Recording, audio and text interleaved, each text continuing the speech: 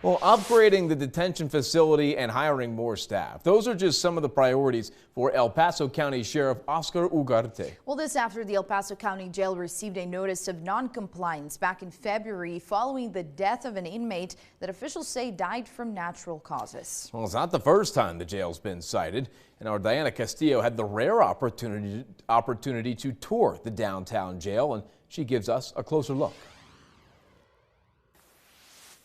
We got a better idea of how the facility operates and what Sheriff Ugarte says his administration is doing to ensure the safety of inmates. Criminal history, current charges, and behavior, all factors that determine more than what an inmate's going to wear once they're booked at the El Paso County Jail. It's going to determine how these individuals are going to be housed.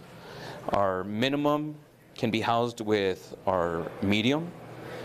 Our medium can be housed with either or minimum or maximum, but our maximum inmates cannot be housed with our minimum. Inmates will then be housed in either general population or in what officials call administrative segregation.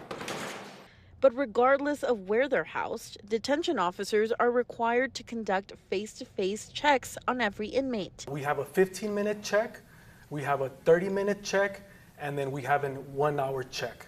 Even with such guidelines, Sheriff Ugarte says it's important for inmates to communicate their struggles to determine how often they need to be checked. The safety checks in this facility, it depends on the classification. That's why it's very important when somebody is incarcerated to be truthful with the officers, with the medical staff, with the mental health. Depending on in the process, we'll classify you. Sheriff Ugarte adds that they are working on more upgrades to the facility, all to help keep a closer eye on inmates. The housing areas right now, there is no video cameras. So if there's something that happens inside a housing area, this facility is not equipped with video cameras. We only have cameras in the hallways. That's something that we're adding with the remodel right now. Back in February, the Texas Commission of Jail Standards issued a notice of non-compliance for the El Paso County Jail following the death of an inmate, stating that the proper checks were not done.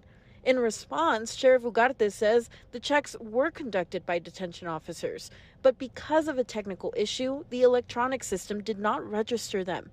Ugarte adding that the physical checks were later verified through surveillance video. Sheriff Ugarte adds that another priority for his administration is to hire more staff to the department.